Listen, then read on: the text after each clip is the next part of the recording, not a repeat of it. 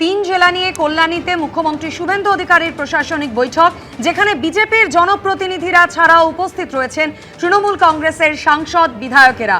সাংসদ কাকলি ঘোষ দস্তিদার তিনি যেমন এই বৈঠকে রয়েছেন, পাশাপাশি তৃণমূল কংগ্রেসের আরও তিনজন বিধায়ক স্বরূপনগর, দেগঙ্গা এবং হাড়োয়ার তৃণমূল কংগ্রেসের বিধায়ক উপস্থিত মুখ্যমন্ত্রী শুভেন্দু অধিকারীর এই প্রশাসনিক বৈঠকে।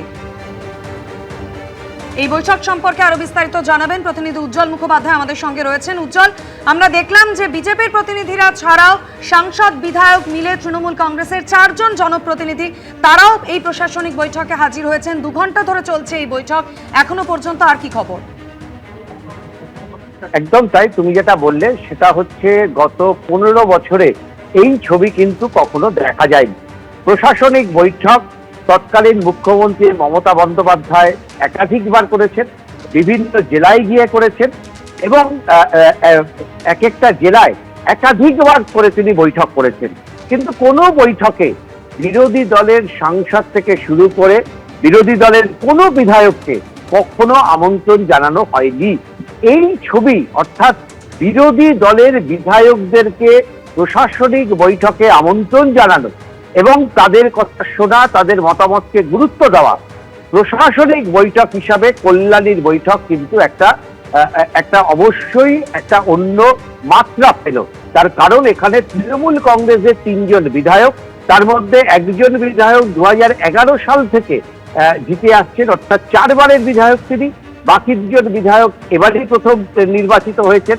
তারা যেমন উপস্থিত আছেন, একই সঙ্গে উপস্থিত রয়েছেন কাকলি ঘোষ দস্তিদারের মতন তৃণমূল কংগ্রেসের প্রথম সারির বিধায়ক সাংসদ, যাকে কিছুদিন আগেও তিনি চিফ হুইপের দায়িত্ব ছিলেন লোকসভাতে।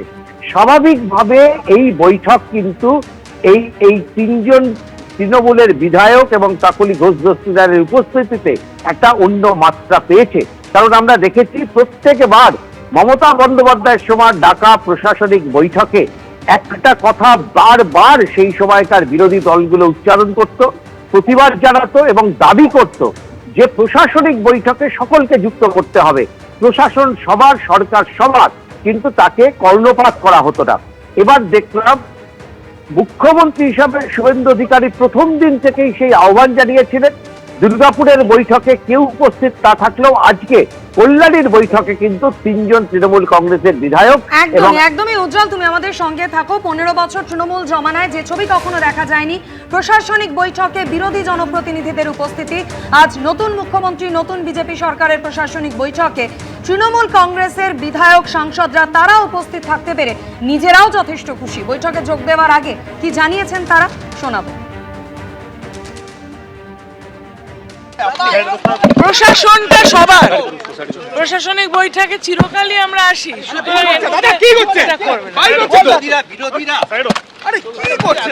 প্রশাসন সবার, প্রশাসনটা সবার, প্রশাসনটা কোনো দলীয় কর্মসূচি নয়। এলাকার কাজটা তো করতে হবে, তার জন্যই এসেছি, এলাকার উন্নয়নের স্বার্থেই এসেছি। First time MLA. আমি এর আগেও কোনোদিন তৃণমূলের রাজ্য সরকার থাকাকালীন কোনো মিটিং অ্যাটেন্ড করিনি। কাদের ডাকা কি করে থাকবো, আমি তো বিধায়ক ছিলাম না, আমি ফার্স্ট টাইম বিধায়ক। সুতরাং কাদের ডাকা হতো কাদের ডাকা হতো না এ ব্যাপারে আমি অ্যাওয়ার না। ফার্স্ট টাইম এমএলএ হয়েছি, কল পেয়েছি, ডাক পেয়েছি। এলাকার ডেভেলপমেন্ট করতে হবে, দেগঙ্গা প্রান্তিক গ্রামীণ এলাকা, মানুষের জন্য কাজ করতে হবে, তার জন্য আমি দায়বদ্ধ। মানুষ জিতিয়েছে, রাজ্য সরকারের কাছ থেকে সেই কাজের আর্জি রাখবো, নিশ্চিতভাবে রাখবো, সেই জন্য এই মিটিংয়ে আসা। দলের কাছ থেকে, দল কোনো বিরোধের জায়গায় নেই, দল তো আমাদের কোনো ইনস্ট্রাকশন দেয়নি, নিশ্চিতভাবে কোনো ইনস্ট্রাকশন নেই। কারণ আপনাদের প্রাক্তন মুখ্যমন্ত্রী বলছেন যে তিনি এই জয়টা মানেনি না, সেই ক্ষেত্রে এই সরকার মানে গতকাল দেখুন, আমি আবারও বলছি, আমি আমার এলাকার মানুষের প্রতি দায়বদ্ধ, এলাকার মানুষের জন্য ডেভেলপমেন্ট করতে দায়বদ্ধ। তারা আমাকে যে জিতিয়েছে তাদের জন্য আমায় কাজ করতে হবে, নিশ্চিতভাবে সেই কাজ করার জন্য যা সরকার, যে রাজ্য সরকার আছে সেই রাজ্য সরকারের কাছ থেকে আমাদের সহযোগিতা নিয়ে এলাকা ডেভেলপমেন্ট করতে হবে। 3 জন তৃণমূল কংগ্রেসের বিধায়ক, একজন সাংসদ কাকলি ঘোষ দস্তিদার, প্রত্যেকেই মুখ্যমন্ত্রীর ডাকা এই প্রশাসনিক বৈঠকে উপস্থিত এবং তারা যথেষ্ট খুশি যে তার নিমন্ত্রণ পেয়েছেন তারা এই প্রশাসনিক বৈঠকে। আর এই প্রসঙ্গে উলুবেড়িয়া পূর্বের তৃণমূল বিধায়ক ঋতব্রত বন্দ্যোপাধ্যায়ের প্রতিক্রিয়া রাখবো আপনাদের সামনে। সদর্থকভাবে দেখছি, খুব পজিটিভলি দেখছি। এই যোগদান অত্যন্ত জরুরি, কেননা সংসদীয় গণতন্ত্রে সরকার একটা প্রশাসনিক মিটিং ডেকেছে, আমরা সবাই মানুষের ভোটে নির্বাচিত, মানুষের কাছে দায়বদ্ধ, তো সরকারকে মাইনাস করে কোনো হচ্ছে কাজ তো, এবং সরকারও যে এই উদ্যোগ নিয়েছেন, আমার সঙ্গে দিল্লিতে শুভেন্দু অধিকারীর যখন দেখা হয়েছিল উনি আমাকে বলেছিলেন যে এই মিটিংগুলোতে আসার জন্য। তো স্বাভাবিকভাবে আমি যেমন আগামীকালই একটা প্রশাসনিক মিটিং নয় কিন্তু Saratchandra medical college, government medical college আমার কেন্দ্রে, সেখানকার একটি মিটিং রয়েছে, সরকারি মিটিং, আমি সেই মিটিংয়ে যোগ দিতে যাব। অন্যতম শক্তিশালী কণ্ঠস্বর, শক্তিশালী কলম, কবির সুমনের একটা বিখ্যাত গান আছে, বিরোধীকে বলতে দাও, বিরোধীকে বলতে দাও, বিরোধীকে বলতে দাও তোমার ভুলের ফর্দ দিক। গণতন্ত্রের জন্য এটা খুব জরুরি যে বিরোধীর কথা বলতে পারা।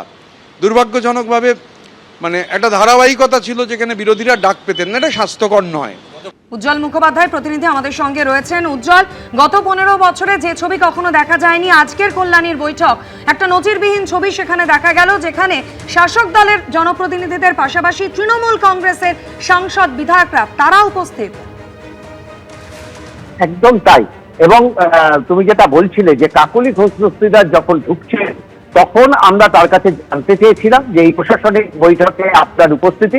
তিনি কিন্তু বলেছেন যে এটা প্রশাসনের বৈঠক, এটা কোনো সরকারি বৈঠক, এটা কোনো রাজনৈতিক দলের বৈঠক না, মানে এখানে সকলেই আসতে পারে। একেবারেই সঠিক মন্তব্য যে এটা একেবারে প্রশাসনিক বৈঠক, সরকার এই বৈঠক ডেকেছে, মুখ্যমন্ত্রী উপস্থিত রয়েছেন, বিজেপি দলের নেতৃত্ব না, মুখ্যমন্ত্রী উপস্থিত রয়েছে। ঠিক এই প্রশ্নটাই যখন গত 15 বছর ধরে বিরোধী শিবির বারবার তোলার চেষ্টা করেছেন যে কেন মুখ্যমন্ত্রীর ডাকা প্রশাসনিক বৈঠকে তারা হাজির থাকতে পারবেন না, কেন তারা মুখ্যমন্ত্রীর যে নির্দেশ তারা নিজের কানে শুনতে পারবেন না, এই কথা যখন বারবার তারা তুলেছেন, এমনকি কাকলি ঘোষ দস্তিদারের কাছেও নিশ্চিতভাবে কখনো না কখনো এই প্রশ্ন উঠেছে, সেই সময় কিন্তু তৃণমূল কংগ্রেসের কোনো নেতৃত্বকে এগিয়ে এসে বলতে শোনা যায়নি যে প্রশাসনিক বৈঠককে সকলে ডাকা উচিত, বরঞ্চ এটার মধ্য দিয়ে একটা কটাক্ষ ছিল। দ্বিতীয়ত, এই ধরনের প্রশাসনিক বৈঠকে বিরোধী দলের বিধায়করা থাকা মানে প্রশাসনের সর্বস্তরে কিন্তু একটা বার্তা যাওয়া। আমরা দেখেছি শুভেন্দু অধিকারী বিরোধী দলনেতা থাকার সময় তিনি এই অভিযোগ করেছেন যে একাধিক বিডিও তাদের ফোন ধরেন না। তৃণমূল বিজেপির বিধায়কদের অভিযোগ ছিল যে ডিএম থেকে শুরু করে এসপি অথবা বিডিও তাদেরকে ফোন তারা রিসিভ করেন না। তার কারণ তাদের কাছেও একটা বার্তা খুব স্পষ্ট ছিল যে ওই সরকার, তৃণমূল কংগ্রেসের সরকার, তারা বিরোধীদের গুরুত্ব দেয় না, তাদেরকে প্রশাসনিক বৈঠকে ডাকা হয় না, ফলে তাদের ফোন ধরার কোনো কারণ থাকতে পারে না। কিন্তু আজকে এইভাবে বিরোধী দলের বিধায়করা উপস্থিত থাকা মানে অবশ্যই এটা একটা নজিরবিহীন ঘটনা। উজ্জ্বল, তুমি আমাদের সঙ্গে থাকো, আবারও তোমার সঙ্গে কথা বলবো। আপনাদের শোনাবো এই যে বৈঠকে বিরোধীরাও যোগ দিয়েছেন, এটা খুবই ভালো একটা বিষয়, এমনটাই বলেছেন মুখ্য সচিব Manoj Kumar Agarwal. In 5 divisions, Correct. 5 areas, 2 are over, this is the third one. Okay.